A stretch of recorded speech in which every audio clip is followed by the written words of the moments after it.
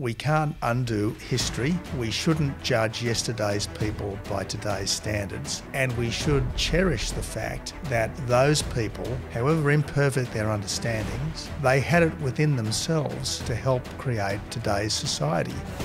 Australia is the greatest nation on earth. And at the referendum last year, Australians told the elites they want to keep it that way. Is 2024 the year mainstream Australians continue to secure our way of life, or will the elites strike back? In Season 3 of Australia's Future, former Prime Minister Tony Abbott will share his unique insight on the future of the Australian way of life. Hello Tony, and g'day to all of our listeners. Great to be back for another episode. Today, Tony will be sharing his insights on the one-year anniversary of the Voice to Parliament defeat, the King's visit, the 80th anniversary of the Liberal Party, and the US elections. Tony, great to be with you again. As always, Dan, lovely to be here. All right, Tony, so let's start with what was one of the most significant democratic votes in our nation history, the defeat of the racially divisive Voice to Parliament. 60% of Australians voted no. Significantly, almost 40% of Labor voters voted no as well, so a thorough repudiation of that proposal. Keen on your perspectives and reflections on 1 year since that great victory for the Australian way of life. Well, you're right, Dan. It was a great victory for, I suppose, those who have faith in our country as a bastion of freedom and fairness and equality. So it really was magnificent, and all credit to the Australian people, but zero credit to the political establishment, which was very substantially behind this thing. And let's not forget that big business, big tech, big sport, big philanthropy, and most of the media were also behind this thing. Now, it's vastly to the credit of the Australian people that they weren't conned, and that what was 60% support over time became 60% opposition as people thought more about this and were not gulled by the lines from the Prime Minister and others. But let's not underestimate the guile of the left establishment, and let's not underestimate how the left establishment will now do everything they humanly can to bypass that people's vote and achieve by stealth what they weren't able to achieve via a referendum. Yep. Because let's not forget that this was about the Uluru Statement, voice, treaty, truth. And while the voice was knocked off, as it should have been, treaty and truth are still very much front and centre for Labor governments right around the country. The federal government has still got $6 million in its budget for the Makarrata Commission, the so-called Truth-Telling Commission, which will retell our history as a story of shame. And all of the state governments, the state Labor governments, are in some process of treaty formation, particularly Queensland, particularly Victoria, particularly South Australia, in some process of treaty formation with different Indigenous groups. So we've won a big battle, a wonderful, wonderful victory, but we haven't won the war. And all too often in recent times, the people have voted one way, but the country has gone the other because the administrative state, the deep state, some people like to say, has been undeterred by democracy. So there's a lot yet to be done, Dan, and I would hate to think that the separatist agenda that people overwhelmingly voted against last year will be further reinforced by what the government does by stealth. Yeah, you're right. It sort of continues on. You mentioned the sort of the permanent bureaucracy and the political establishment. Can you reflect on your time in politics, particularly as opposition leader and as Prime Minister? How deep-seated is that resistance among the established interests towards change, and more specifically in this case, towards, in good faith, enacting a vote of the Australian public? Yeah, look, I think things are worse now than they were in my time. In retrospect, one of my mistakes in opposition was to assume that the public service, the bureaucracy, would be the same in 2013 that it had been in 2007 at the end of the Howard era. Now, my experience of a minister in the Howard government was that the bureaucracy was pretty good at doing what the ministers asked it to do. I mean, while there were some areas where the bureaucracy were required to exercise their own independent judgment and decision making, most of the senior bureaucrats that I dealt with were pretty reasonable, and they would do their best, as traditional Westminster civil servants should. They would do their best, sure to give frank and fearless advice to the government, but then to faithfully implement the policy of the government of the day. That was much less so by the time I got there as Prime Minister. Just to take one example, plainly, the Abbott government would never have approved the Safe Schools program, and we did not actually approve the Safe Schools program. It was a program that was approved by the Gillard government. But having been approved by the Gillard government, the bureaucracy just rolled forward with it, notwithstanding the fact that there had been a change to a very different government with a very different approach to these things. And I've got to say, my ministers were not sufficiently on top of the ball to stop something. I recall that when this thing was formally implemented, I mean, the decision was made in mid-2013 under the Gillard government, and then it was formally implemented in mid-2014 under the Abbott government. Now, the relevant minister in my government, in announcing this thing, said, look, this is not a program of the Abbott government, it's a program of the Gillard government. But he hadn't looked sufficiently into this to work out exactly what it was, because if he had known, even this particular minister, if he had known what it was, he should have stopped it. He absolutely should have stopped it. And it was really only a year or so later, after that program started to work its way through Victorian schools, that parental alarm caused much better reportage in the general media, and all of a sudden we knew what we were dealing with, and it was actually a social engineering program, almost a transgender program, masquerading as an anti-bullying program. So that's just one example. On border protection, there was quite a bit of resistance inside the bureaucracy because that was something that I was absolutely driving myself and had been at the heart of the mandate that we sought in 2013. The resistance was relatively easily beaten down. On climate change, there was a lot of resistance. For instance, one of the things that I wanted to do was look deeply into the claims by, amongst others, Jennifer Marahasi, that the climate record or the temperature record was being doctored in order to reinforce claims that climate was changing dramatically. Now, that was essentially frustrated inside the bureaucracy. So look, if you're on the centre-right, government is much harder today than it was even 20 years ago, let alone 50 years ago. But what that means is that we've just got to be more vigilant than ever. We've got to be more determined than ever. There's got to be more character, courage and conviction on the part of senior members of centre-right governments, and let's hope that's exactly what we get should there be a change of government next year. Yeah, and when Howard came in, he dispensed with a number of secretaries, to my recollection, although it's nowhere near as many as what's sometimes remembered. Yeah, there were 6 secretaries who were let go.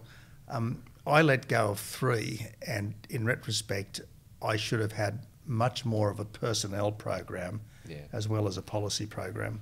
So a future coalition government, how are they going to deal with this permanent bureaucracy that's going to try and thwart their agenda? Is it day one? Like, do we need to have a convention like they have in the US, which is basically everyone is up for, you voluntarily offer your resignation in recognition that there's a change of government with an agenda that they deserve to implement. But they're not going to do that willingly. Does there need to be a fairly big clean out and replacement with other personnel at the top end? Well, as a Conservative, I am reluctant to say that we should change our traditional Westminster public service arrangements to a spoils system, as has traditionally operated in the United States. But I do think there's got to be a readiness on the part of incoming Prime Ministers and Ministers to let go senior civil servants if they aren't prepared to work diligently to advance the agenda of the government. But that presupposes that there is an agenda. And again, in retrospect, one of my mistakes was allowing the public service to draft the ministerial charter letters. Now, this had always been the practice under John Howard, and I'd assumed that the public service would have assimilated the policies of the incoming government, and also, to the extent that they could, assimilated the attitudes and the instincts of the incoming government and fed that into charter letters. Again, with the wisdom of hindsight, that was inadequately done. And if there's one thing that I would be suggesting to the next coalition government, it is those charter letters have got to be prepared outside the public service, and they have got to be very, very carefully thought through well in advance, and the relevant ministers have got to have thoroughly assimilated them as well. I mean, this is where the character of a government is very much determined by its time in opposition, because opposition is the thinking time. Government inevitably is the doing time, but if you haven't done the thinking, the doing won't be your deeds, really. It'll be the deeds of those who are thinking for you, and too many ministers have allowed the public service to do their thinking for them. Now, maybe this didn't matter so much in the old days when it was a less partial public service, but the long march of the left through the institutions has very much penetrated the bureaucracy here in Australia, as it has at Westminster and elsewhere, and that's why the challenge for incoming centre-right governments is so substantial, and it's also one of the reasons, to get back to the anniversary of The Voice, it's also one of the reasons why we can't rest on our laurels. Sure, we won a magnificent victory. It was an epochal vote, just as the '67 referendum was a vote in favour of equality. The 2023 referendum was a vote against inequality. So very important. But yeah, there's got to be absolute vigilance to ensure that we don't get via the back door what we said no to via the front door. No, it's an interesting topic. I think we should return to the challenges of a Conservative government implementing its agenda as we get closer to the federal election. Let's turn to another topic, which is the King's visit. So the King will be here from Friday, 18th of October, to Wednesday, the 23rd of October. It appears to be a relatively light schedule, only with engagements in the ACT and in New South Wales. There's been a lot of petty politics by the state premiers, all of which have refused to attend. Crisafulli and the Premier Miles have an excuse. They're in an election campaign, okay, but I would have thought the others could make the effort. So, but Tony, obviously you're a staunch monarchist, have been for many, many decades. Very interested in your perspective on this significant visit. I think it's the first in over a decade that the King has been here. So interested in your perspective on what this means for Australia. Well, it's the first visit by King Charles.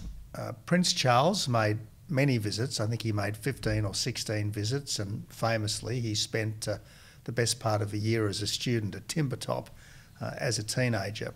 So Charles has a great understanding and a great affection for Australia, and I'm very pleased as an Australian and as a supporter of the Crown that he and Queen Camilla are coming. And look, I'm sure it will be a great success, the visit. Whatever difficulties the King had a couple of decades back with the breakdown of his first marriage, whatever perhaps excessive enthusiasms he might have had for a couple of issues that were contentious as Prince of Wales, he's a very decent human being. I can personally attest to that. And I think he's been an exemplary monarch. He's been every inch his mother's son since he assumed the throne. So look, I am confident that there'll be a very effusive welcome from Prime Minister Albanese. I'm very confident that there will be vast numbers of Labor ministers doing the right thing, showing their fealty to the Crown, given its place in the Constitution that we actually have early next week, and good on them. If, as seems likely, the Labor Party has given up any intention to try for further constitutional change, personally, I would very much hope that the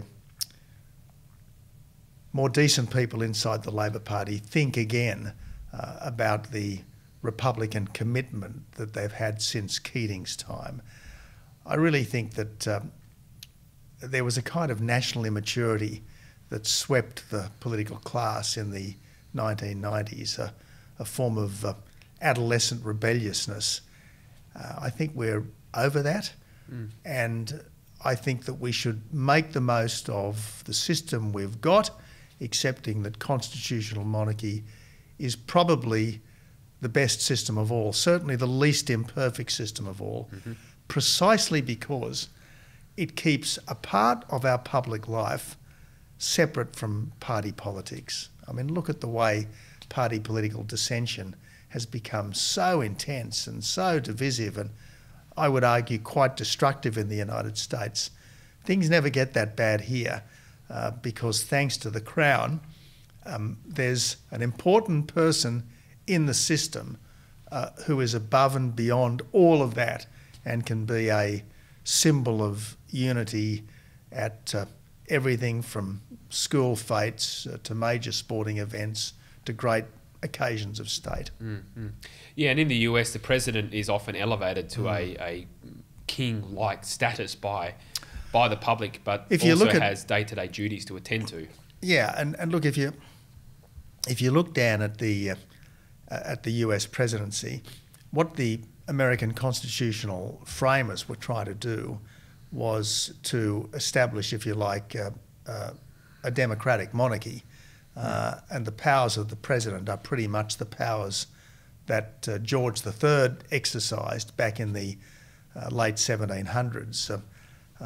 That's why the American presidency combines both the ceremonial and the executive roles, whereas the following century, thanks to Bagehot and others, we decided that the monarch's role was the right to be consulted, to encourage and to warn, rather than actually to be the executive government. Just in terms of the Republican movement, so John Roscombe, our colleague at the IPA, wrote a really interesting article in the Australian Financial Review recently where he coined the term first wave and second wave republicanism. He contends that the first wave republicanism in the 1980s it came from a positive element. It was at least patriotic. It believed Australia was a good country and believed that being a republic would make us better. Now, I don't necessarily share that view, but you can probably respect where that republicanism came from. Whereas the new republicanism today is elitist, it's very negative, it's quite angry, and it's quite negative because it's about, the United Kingdom and its history is colonial, it's racist, it's bad, and we need to get away from that. So you can see why the public is turned off from the new wave republicanism, unlike that in the 1980s, which at least was sort of positive and optimistic about the future. So just interested in your perspective on that. Well, as you know, I reckon that the major English-speaking countries, the United States, the United Kingdom, Canada, Australia, New Zealand, and to a lesser but considerable extent, all the countries that have been touched by the Anglosphere over the years, India, Singapore, Malaysia, you can go on and on. I think that these countries are as free, as fair and as prosperous as any on earth. I think that they've taken human well-being in the broad as far as it's yet gone. And yes, America is currently angsting over slavery, and Britain is currently angsting over the empire, and we are currently angsting over the dispossession of Aboriginal people. And there's no doubt that these things happened in the context of their day, and attitudes have evolved and mostly improved since then. But we can't undo history. We shouldn't judge yesterday's people by today's standards, and we should cherish the fact that those people, however imperfect their understandings and whatever mistakes they made, they had it within themselves to help create today's society. So whatever virtue we have, whatever improvements we have made, we owe to the understandings that we inherited from them as much as we do from any particular wisdom that we have. I mean, this idea that this generation is uniquely insightful and wise, and all previous generations were uniquely foolish, even vicious, it's so wrong, so wrong. We are incredibly lucky to have been able to benefit from the accumulated wisdom of our forebears. And sure, Aboriginal people suffered in very serious ways in the aftermath of the 26th of January 1788. But it's not like Aboriginal life before then was somehow prelapsarian bliss. I mean, as we know, Aboriginal life prior to 1788 very much resembled the Hobbesian state of nature. I mean, look at the journals of Buckley, the Englishman or the Australian who found himself living for 30 years amongst the Aboriginal tribes of Victoria in the 1820s and 30s. It was a dreadfully tough life, marked by tribal violence of a horrific nature, marked by, I suppose, domestic violence, we'd call it now, of a horrific nature. I mean, Jacinta Price is very good on all of this. She says, look, sure, it wasn't all plain sailing, but as a result of what happened in 1788 and beyond, Aboriginal people enjoy justice, technological advance, levels of education, comfort and freedom, which were completely unknown and frankly much better under, I think, British settlement than they would have been under the settlement of any of the alternative and competing powers.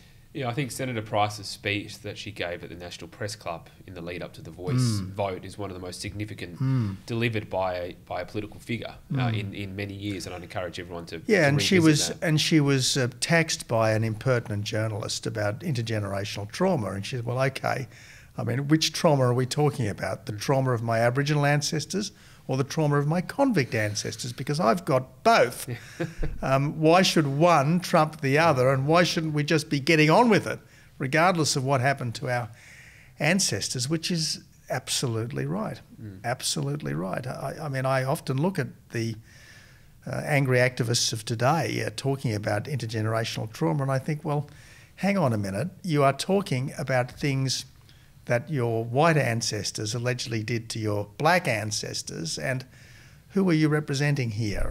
And I just think that we have to accept that the past is instructive, but we can't be prisoners of the past. I mean, history is a good teacher, but it's a bad master, and our challenge is to be better than our yesterday. That's how we build a better tomorrow. Well, sticking with the international situation. So let's talk about the US election. So it's less than a month away now. It's gone very quick. Trump appears to be pulling ahead more and more, both on the national poll, but that's not so important. It's the state level, in particular, the 7 or 8 battleground states. And it looks like he's pulling ahead in many of those at the moment, although polls have been wrong before and they could be wrong again. So as we near the final straight of the election, keen on your observations, Tony, on a couple of things. First, how is the race going from your perspective? And secondly, how would a Trump or a Harris administration affect the free world, and specifically how would it affect Australia? Okay, well, 2 points I'd like to start with, Dan. The first point is that it's easy to deprecate both candidates, and my former leader, John Howard, was in the paper on the weekend doing exactly that. And I don't say that either of them is necessarily perfect. No candidate is really.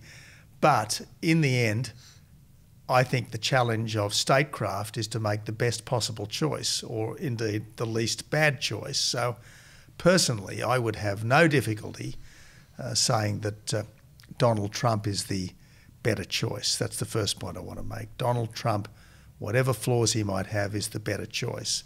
Why?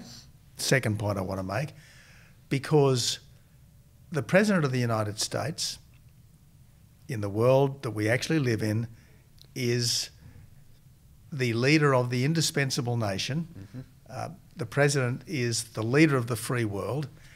The free world is under radical challenge today in a way that we haven't seen in 8 decades. And the last thing we want is an unknown quantity in the White House. Now, I'm sure Kamala Harris is a decent person. I'm sure she's a capable person. But she was very much in the shadows as Joe Biden's vice president. The only job he appeared to give her was to sort out the mess on the border, and that palpably has not been sorted. She appears to be far more to the green left than Joe Biden himself was. Her task, should she become president, would be to stand up to the global bullies, to stand up to the Putins, to the Ayatollahs, to the CCP, to the commissars, to the Politburo. We know Trump can do it. I think we are entitled to have serious doubts as to the ability of his opponent. I think, if you're in the US, and their situation is much different to that in Australia, Trump is probably the person for the challenges they face, which you have a political system that's plainly not working at all in the interest of regular Americans. I mean, the southern border is just unbelievable how that's been allowed to continue, deliberately continue. There are serious questions around, the integrity of their processes of their elections, and how the Democrats have become so brazen with this and so forth, that I think if you're an American, you've probably spent at least a generation feeling that you don't have proper political representation. Donald Trump is highly imperfect, but he does appear to be a voice for many of those who feel like they've been without a voice for so long. And in a sort of unexpected way, he could actually, save the Republic from the kind of decline it's going through by giving the disenfranchised a chance to have a better life. It's how I sort of see the situation. And look, most people are better the second time round.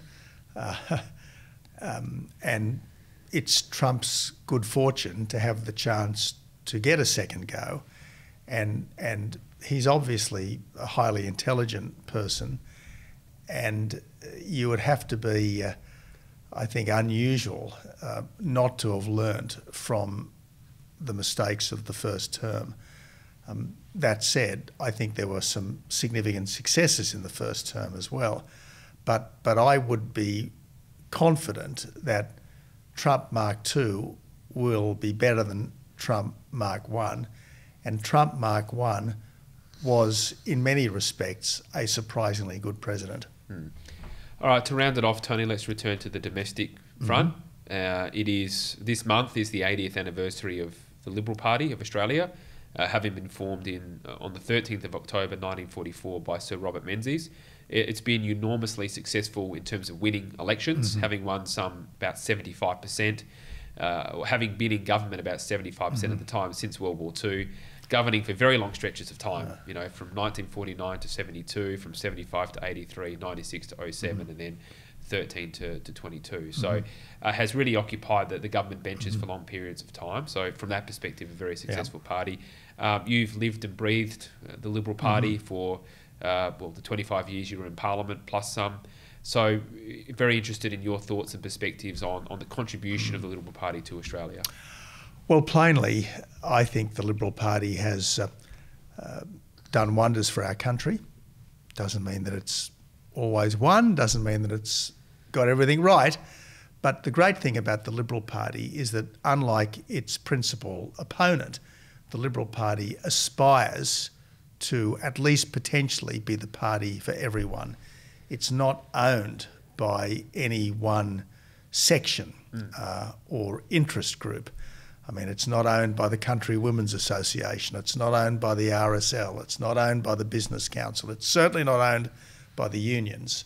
And that's why I think the Liberal Party is able to represent the Australian public and all their diversity, their religious, their philosophical, their spiritual, their ethnic diversity. We are seeking to find things that will unite us rather than divide us. The famous line that John Howard repeated originally from Menzies, "Let it always be true that those things that unite us are more important than anything that divides us." So that, if you like, is the mission of the Liberal Party. I love the Menzies We Believe statement. Opening stanza of the Menzies We Believe statement was "We believe in the Crown," as a symbol of our national unity and of the unity of the English-speaking peoples. The final statement was, "We believe that under the blessings of divine providence, there is no challenge that we cannot meet and no task that we cannot do." I just think that the Liberal Party at its best has come closest to fully representing the Australian ethos, the Australian genius, and long may that be the case. I think the history of the Liberal Party shows that we do best when we are a strong and clear alternative to the Labor Party. That's not to say that we can't respect the Labor Party. It's not to say that every Labor government is all bad, but we do best when we are a strong and clear alternative to the Labor Party.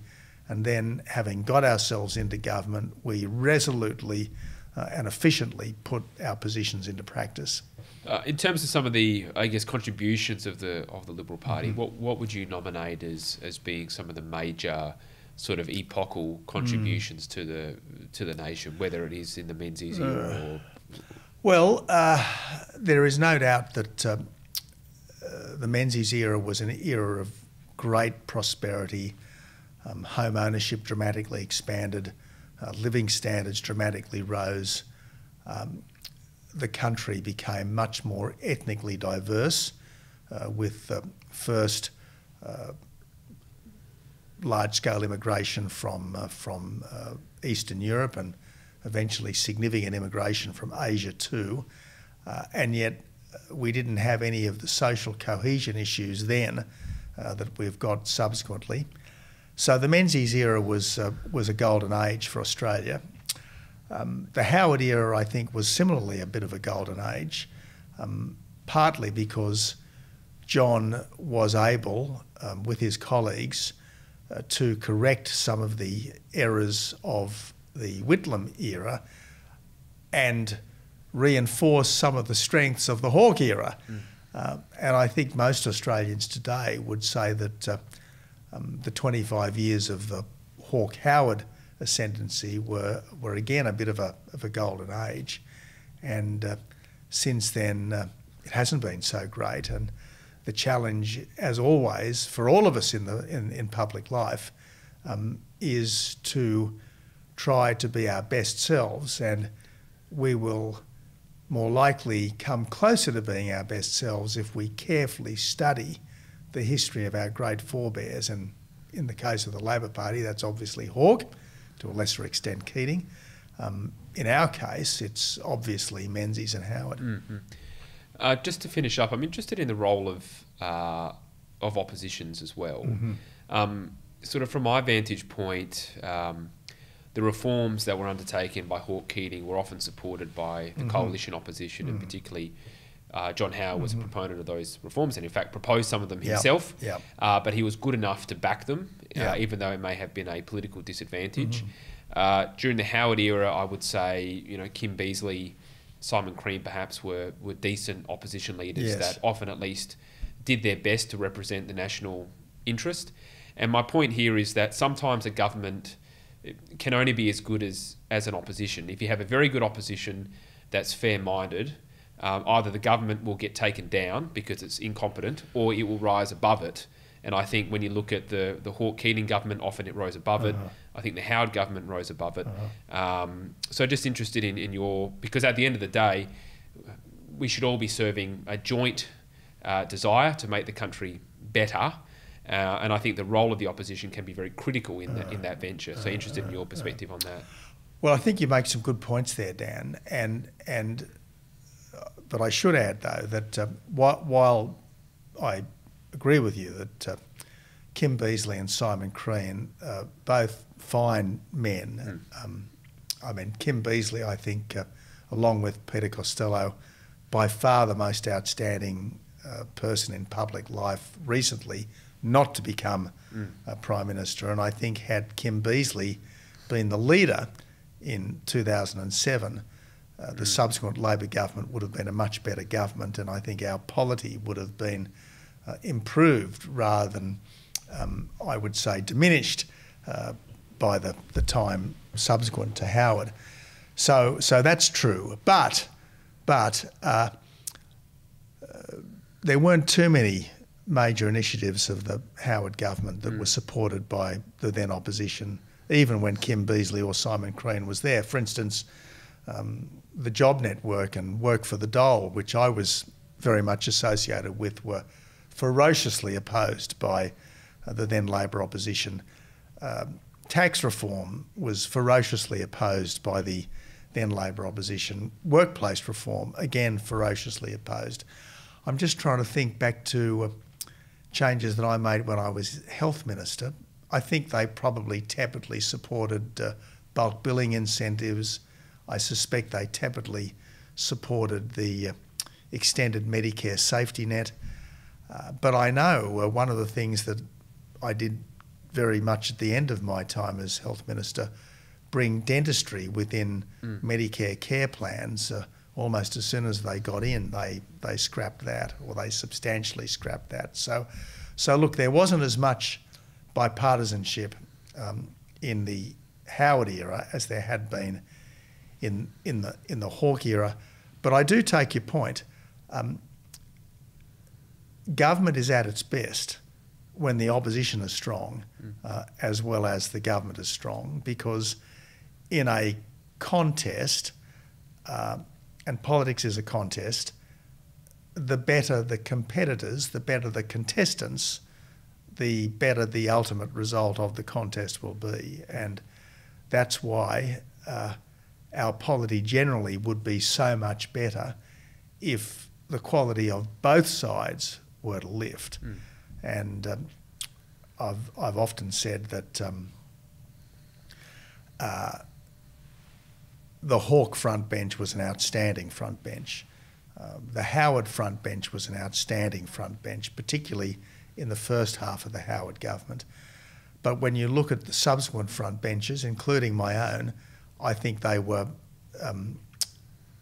of somewhat lesser quality, perhaps even very much lesser quality. And I do think that compared to those days, these days are seeing a lesser contest, and let's hope we might see bigger figures in the years ahead.